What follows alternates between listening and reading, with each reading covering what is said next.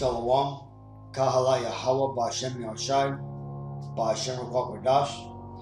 Double honors my teachers, the apostles and elders of Great Millstone.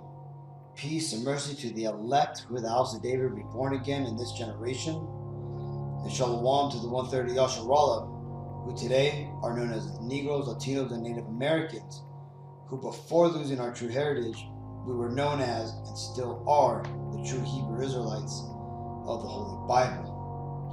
In today's lesson, we're going to talk about some of the issues going on with our current economy here in America, which biblically is known as Babylon the Great, and how it's soon going to get a lot worse and how that's biblical. But before we get into articles and talk about that, let's read about the prophecy and the vision which John the Revelator seen this coming upon the world, right? This was described as a black horse with a rider holding a pair of scales in his hands, as you see pictured here. All right, well, let's go and read that, and it can be found in Revelation 6 and 5. And when he had opened the third seal, I heard the third beast say, "Come and see." And I beheld, and lo, a black horse, and he that sat on him had a pair of balances in his hands. And I heard a voice in the midst of the four beasts say, "A measure of wheat for a penny, and 3 measures of barley for a penny. And see that thou hurt not the oil and the wine." And there you go. That right there, that prophecy is talking about how there is going to come a big destruction, I guess you could call it, to the world economy, right? And we are on the precipice of a worldwide economic collapse, which is being done purposely by those in power, right? And those in power are who the Bible refers to as the kings of Edom, right? The Edomites, or who you would refer to today as the so-called Caucasian race, or what's more popularly referring to them as the one percenters, okay? The one percenters that sit upon the top of the world, they're for the most part all Caucasians, right? Or you could call them all Edomites, right? Because that's the biblical name of the Caucasian race. Now, let's go and break this down here a bit, right? When he tells you here that he's seen a black horse, remember there's 4 horses that is seen in the image, right? A red horse, pale horse, right? Both of those horses are basically representative of the nation of Edom, right? Who brings war, destruction, and death, and also, plagues upon the earth, right? The other horse is this black horse, right? That is going to bring a destruction to the economy, right?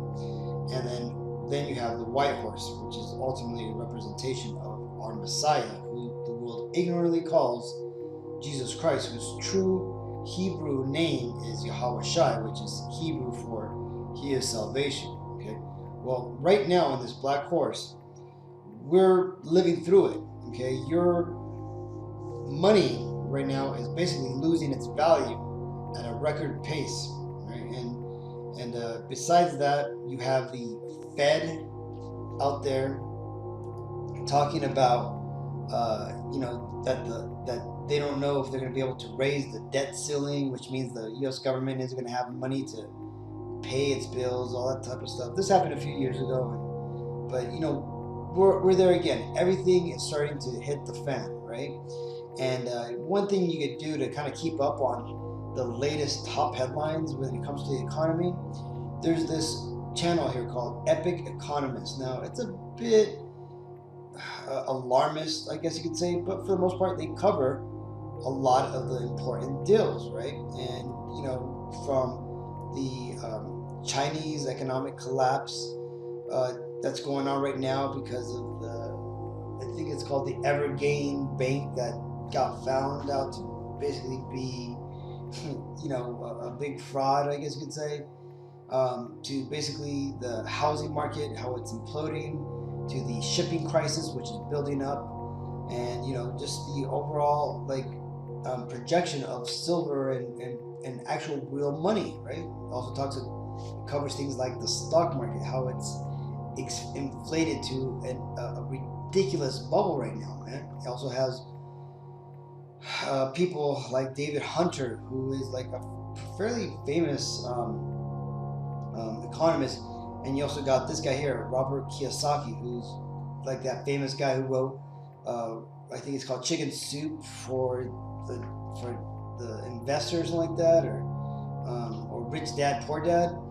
But again, ultimately a good channel if you want to get brushed up on what's going on with the economy. But for the most part, man, it is fucked up, right? And Esau's doing this on purpose, man. This all is coming to effect because Esau, the so-called Caucasians, are out there, pushing this, right? And ultimately, they're pushing this because the Lord is putting it on their spirit to go through with their agenda. And what is their agenda? Well, it's to collapse the world economies and bring forth the new world order digital currency, right?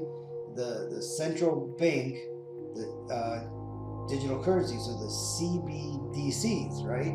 Which pretty much all the countries are working on, which will eventually be tied into the mark of the beast, right? And everybody will basically pay, buy, and sell using these CBDCs, right? So central bank digital currencies, okay? So, but the big point right now that I'm going to cover in this lesson is inflation, right? Now, what is inflation? Inflation is when the money that you have starts to lose its value, right? And what the problem with this is that you could save money all you'd like, right? You could have $1,000 under your bed, right? And you could be diligent, and you could forego buying that cheeseburger, forego going out with your friends, whatever, just so that way you could save that $1,000. But what's happening is, unbeknownst to you, the people in charge of the money system, the Federal Reserve, right, through the orders of the government, is basically printing out more money. And they don't even print money out anymore, man. All they do is basically change some numbers on a computer screen, and they put more money into circulation, or more credit, right? Things that they don't even have value on anymore. Because back in the 70s, President Nixon took America off the gold standard, right? And basically, after that, the dollar could no longer be redeemed for any precious metal, and for the most part, the U.S. dollar became fiat currency, right? Fiat basically means by the will of the king, right? Basically, what the king says goes, right? And when you study history, all fiat currencies have ultimately imploded and they failed. And why is that? Because the governments that have fiat currency will continue to use it up until it basically dies, right? And then what do? They just bring in a new currency that has some sort of intrinsic value in it. But ultimately, the U.S. dollar is losing its world reserve currency status, man. Other countries have already de-invested themselves from the dollar, right? I think Russia has fully removed itself from being invested in the dollar. China still holds a lot of the U.S. debt, right? But ultimately, the thing is that people are starting to use less dollars, period, right? And all the countries out there who have taken U.S. dollars, like the Arabians and everything, this is why you're seeing Arabs, Chinese, and all these foreign companies or people here in America buying up ports, businesses, highways, and everything. And why is that? Because they're trying to get rid of their U.S. dollars, which they have been paid in, and buy actual assets, because they understand that the U.S. dollar, it's inflating, right? The value is it's inflating, and basically it's becoming worthless, right? While you Jakes out there, you Negro, Latino, Native Americans out there, a lot of us don't even understand what this means, man. So what we do, we continue to store that $1,000. We continue to keep that money in a savings account, right? But the problem is that the amount that you save and the amount that you're getting a raise at your job is basically lower than the amount that inflation is raising up, which means you are working the same amount, if not harder, for less money, right? So that $1,000 you had under the bank in 2-3 years, or in this case a few months, you're not going to be able to buy $1,000 worth of goods. You'll only be able to buy $900 worth of goods or $800 worth of goods, right? And then when the system eventually collapses, that $1,000 is only going to buy you maybe $50, $100 worth of stuff, right? That's how inflation works. Now let's go and read this. It says, inflation is killing the recovery. This week, Ned Davis Research published a note titled, "Turns out growth looks like it was transitory. Inflation is more sticky." Right? Transitory means that it comes and it goes, right? Which these lying ass economists have been saying that the inflation is actually just transitory, right? That it's only going up just a bit while we're going through this COVID thing, right? But as they found, right, just like these devils always lie, things are always opposite to what they say. Turns out growth looks like it's transitory, which means growth of the economy is only temporary. Inflation is more sticky. There are many factors that show us that the consumers and salaries are being eaten away by inflation, leading to an abrupt halt in the recovery. Autos and new home sales plunged, real disposable personal income has plummeted, and real median wage growth is lower than inflation, right? Median means the average, right? So the average that somebody gets a raise is lower than what inflation is hitting, right? And this goes back to right here, man, where it tells you that, it says a measure of wheat for a penny and 3 measures of barley for a penny. This right here is showing you, man, that the prices are going to go astronomically crazy, right? That inflation is going to hit and the economy is going to be devastated, right? But check this out. When it says, "And see thou hurt not the oil and the wine," this right here is talking ultimately about this truth, right? The truth of the Bible, right? The scriptures and the abundance that the Israelites are gonna, or the 1/3 are gonna get, man, right? Wisdom and understanding. Now, back to the article. Policymakers, note that word, have pushed inflation at any cost with the most aggressive monetary policy in decades, right? And so check that out, man, right? What does that mean? Well, that means that the Fed has been doing some crazy things, man. So much so that they basically been, I think it's like $150 billion a month is what they're basically buying bonds with and stuff like that. So every month, the Federal Reserve buys up, billions of dollars worth of bonds that the U.S. puts up, right? Basically, it's like you're writing your own checks for the most part, right? That's what these devils have been doing. And it's getting to the point now where the inflation is getting out of control to the point where they can't hide it anymore, right? They can only make your candy bars so small before you start noticing it. They could only make the little, those little dimples on the bottom of your peanut butter jar so deep before you start noticing that you're paying the same amount but for less product, right? This is referred to as shrinkflation, right? Ultimately, it's inflation, but it's hidden inflation because these devils are trying everything they can to make you not notice that you're basically working for less money, right? Even though you're getting paid the exact same amount, right? Your money is just worthless. Continuing.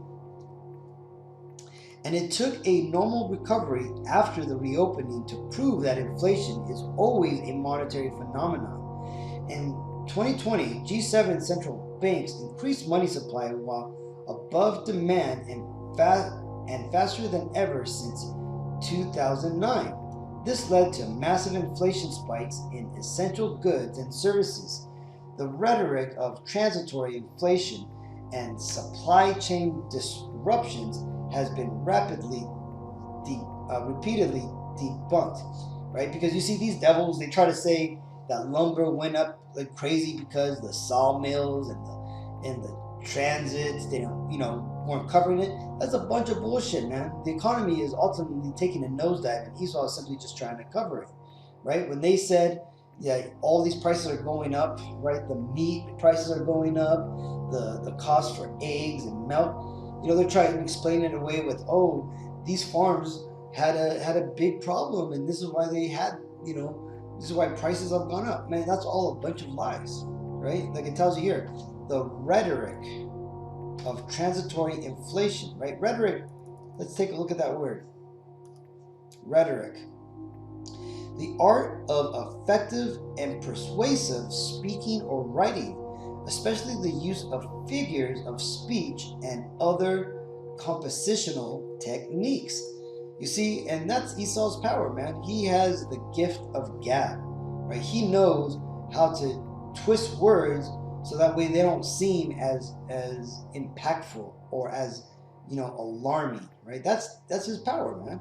And this is what he does, man. This is where you get all these, crazy, $100 words out there that lull the society back to sleep, right? Because, this is their magic that they work. But let's continue. It says, we have seen 3 CPIs, consumer price indexes, prints after the so-called base effect ended and prices continued to rise. Furthermore, the price of commodities where there is overcapacity has risen as fast as others. Inflation is always more money chasing scarce assets, and that is the reason why we see shipping and aluminum rise to all-time highs when there is ample capacity in the segment, even excessive capacity. Monetary history shows that policymakers always resort to the same excuses when it comes to printing money, and monetary mismanagement. First, say there is no inflation. Second, say it's transitory. And third, blame businesses. Fourth, blame consumers for overspending. And finally, present themselves as the solution for price controls, which ultimately devastate the economy. Right? So this ultimately is where we're at right here. Right? We're actually right here. Fourth, right? Pretty soon, what's going to happen, coming in Christmas, you're going to have a lot of people not buy shit, right? Just like the last couple of years, people aren't going to worry about Black Friday, and they're not going to worry about getting presents for Christmas. This is going to be a weak Christmas. And Kahala Yahweh should not shy for that, man, because ultimately, man, these devils need to really stop celebrating Christmas as it's a pagan holiday, right? Well, the point being is that these devils are going to use the scarce purchasing on Christmas and the day after Thanksgiving as an excuse to blame the consumer for overspending on gifts that they shouldn't have bought and stuff like that. And then they're going to say, oh, well, they didn't buy enough, and it was the season was less than expected. But you see, ultimately, they're going to blame you, and then they're going to come in with a solution, right? They're going to make sure prices don't go over a certain amount. And some companies are just not going to sell, or they're going to reduce the size of the packages they sell to stay within a certain criteria, which is going to devastate the economy. People are going to basically start selling on a black market. And this is where Esau is going to have to come in and start putting in some draconian type measures, man, to try to keep this economy afloat. And ultimately, the solution that he's going to bring forth is a new digital currency, a new digital dollar. And that's going to be ultimately tied to this implantable mark of the beast, right? And this is how they're going to get you, because everything else is going to be worthless, man. Continuing, and I'm just going to read the highlighted parts. In the United States, median wage growth has been more than offset by inflation, which means the raises people got on average was less than the amount that things increased in prices. And in Eurozone, wage growth plummeted in July, right?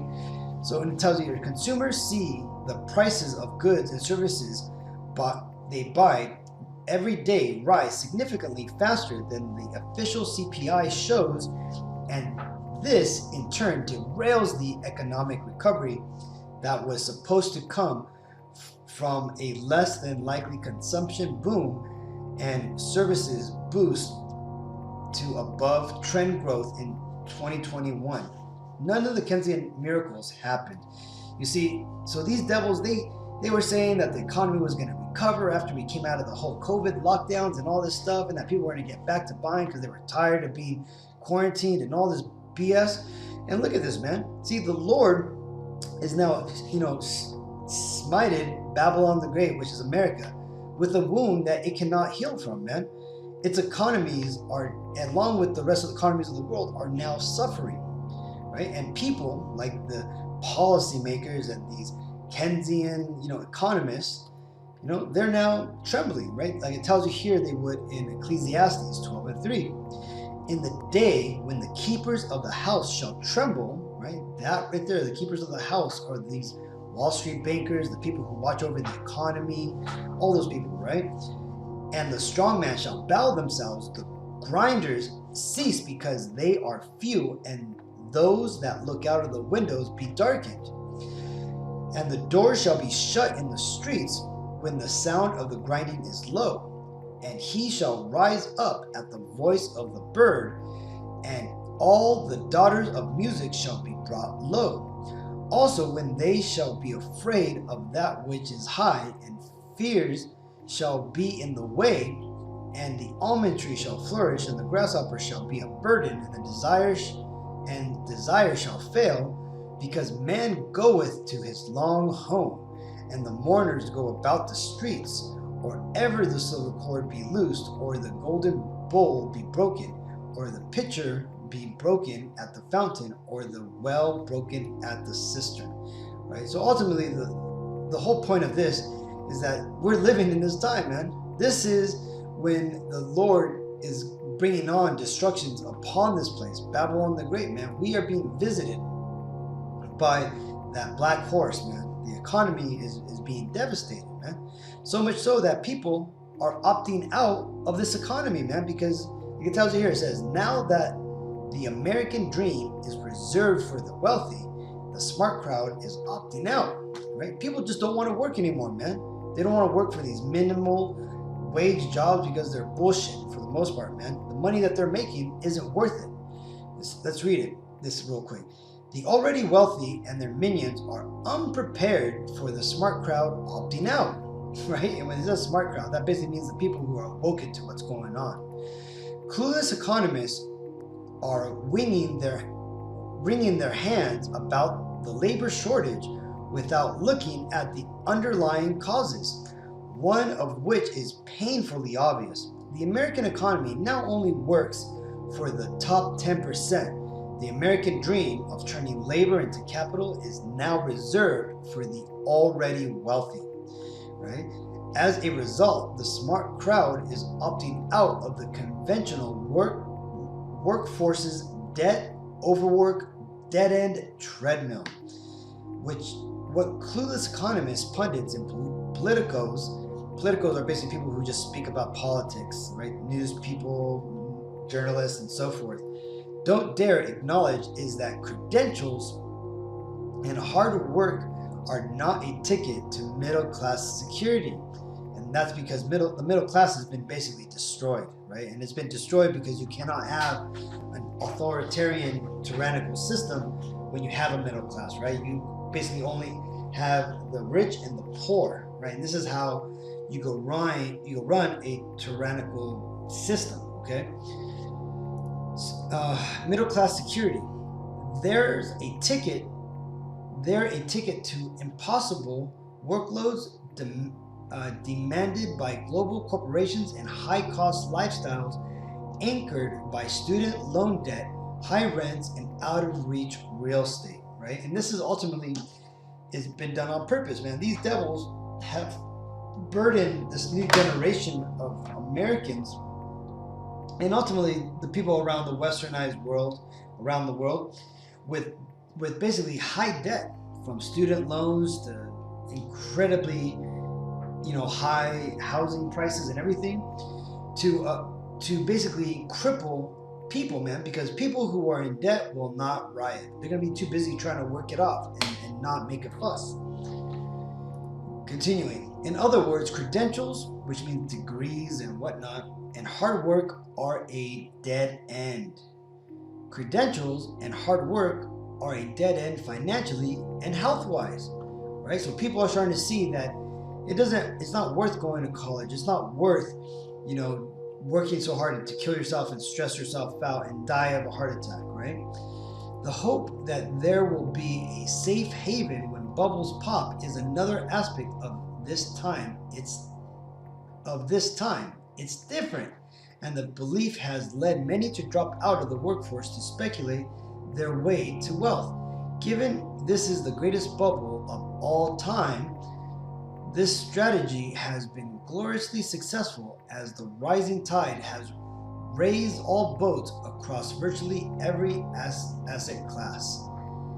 So what this means is that people are finding ways to make money other ways, right? By doing Uber, DoorDash, like those type of stuff, like the gig economies, making money that way, or investing in like this whole GameStop, stock market, right? Or these penny stocks, which have been basically held on, which you can make a lot of money on and stuff, man. Like there's ways to make money in this system still. However, it's no longer by the traditional means, which was taught to us, which is if you work hard, you'll make money and you'll be able to raise your standard in this life, right? But that no longer is the case, right? As you can see here, right? You got the 1% who have made tons of money, along with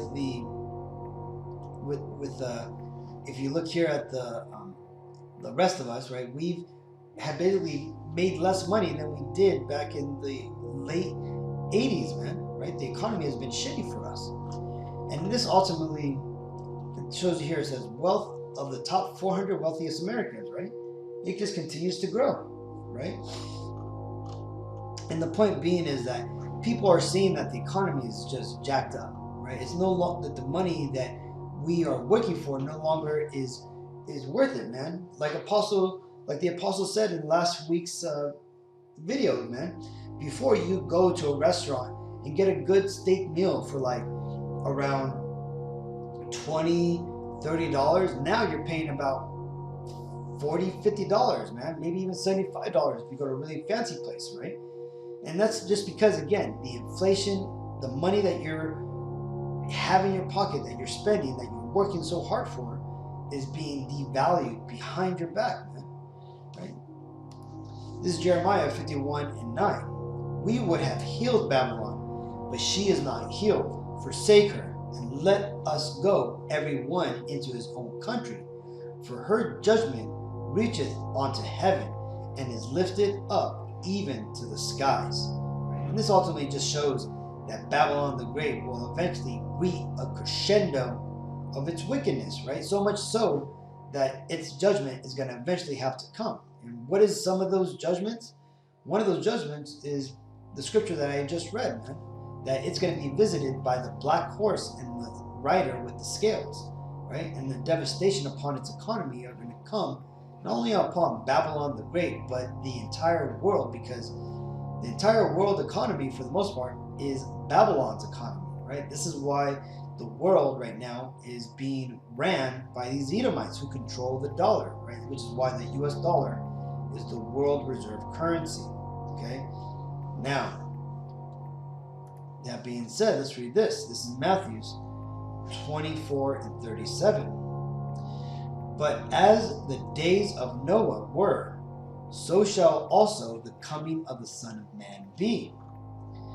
For as in the days that were before the flood, they were eating and drinking, marrying and giving in marriage, until the day that Noah entered into the ark, and knew not until the flood came and took them all away. So shall also the coming of the Son of Man be. Then shall two be in the field, and one shall be taken, but the other left. And the point being here is that people now, just like in the days of Noah, were doing normal things. They were doing things that they thought were just normal everyday things, man, right? And the point being is that, you see, right now we're literally living in the last minutes of the end times, okay? We only have a few prophecies that need to come to pass before the end comes, right? The Messiah, Yahushua, which is the true Hebrew name for the Messiah, right? Yahushua, right? Who the world ignorantly calls Jesus Christ. He will soon be here, right? But before he comes here, the economy is going to have to implode. These devils are going to have to come out with their solution, which is going to eventually be this mark of the beast, which is going to be an implantable RFID chip, and ultimately the persecution of the prophets, right, and the elect, right, where some unfortunately are going to meet a horrible end, but in fact it's going to be that they're going to die in glory because they're going to be martyrs. Now, that being said, what should we do as Hebrew Israelites to prepare for this time, right? To prepare for the black horse coming upon the world? Well, we are not in darkness. We know what's going on. We're watching, so we are not caught off guard, right? Like the Lord said, blessed is the servant who is found watching when his master returns, right? And that's going to be you, right? So when the time comes that this economy finally collapses, it is going to be good if you are in a good place. And how do you get in a good place? You got to either buy tangible assets, and I'm talking about a property, right? A house, right? Get together with some friends, some family members that are in this truth, right? And buy a house if you can. If you can't, no problem. Get another tangible asset that you could hold on to, right? The apostles have talked about it many times. Buy silver, right? If you have a local coin dealer, go down there to the, We Buy Coins or We Buy Gold guys. A lot of times they have silver dollars that they're going to sell you for, right? Now, if you don't have a local, coin dealer or whatever, and you just want to buy silver, which is what I recommend, it's what I do, this is what you do. You visit apmex.com, click on silver, and click on bestsellers, right? This is the cheapest you're going to basically buy silver for, right? Because this isn't, you ultimately have to pay a price for it, right? So let's see. So silver right now, if you look, silver is going for $22.84, right? It just raised up 9 cents, right? So 1 ounce of silver is $22.84, right? So what happens is that the reason why silver went up is not because silver became more valuable. It's because the US dollar has lowered itself, has gone down. Now, if you could buy gold, you should buy gold, right? But that a lot of us can't afford that. So again, you buy silver, right? So again, what you do, go to apmex.com, click on silver, click on bestsellers, and just buy this one, a 1 ounce silver round buffalo, right? This is 99.999% silver, okay? And what you want to do is you want to buy as many of these as you can afford, right? So every month, every week, whatever, buy what you can, right? Ideally, you want to buy a packet like this, right? And this, because they'll sell you about, I think, like 20 in here and stuff like that. And again, if you could buy 20, that's I don't know, let's just say $200 worth, right? But the point being is that when you buy them, the money that you spent, right, the $20, the $25 that you spent, because remember, you have to pay a price, to the person who's selling, right? They got to make a little bit of money off of it. You'll never buy it at spot price, right? But ultimately, this is the value that this silver coin will have, right? This 1 ounce of silver coin. And in the future, the whole idea is that the dollar is going to collapse and gold and silver is going to shoot up through the roof. They say that silver could go up to $1,500 or whatever. It's possible, but I'm guessing it'll probably be more like $100 or $150 per ounce, right? That's a good conservative estimate, right? So, but the point being is that it's a good way for you to store your purchasing power, okay? Because that dollars, if you keep your money in dollars, then you're not going to be able to save that money. Your $1,000 you have is going to get shrunken down through inflation down to maybe $200, right? Where if you were to buy $1,000 worth of silver, that silver, when the dollar collapses, is going to still be, let's say, 20 ounces of silver. But at that time, you could trade that 20 ounces of silver, which you bought for $1,000, you could probably sell it for now $20,000 or $50,000, right? Depending on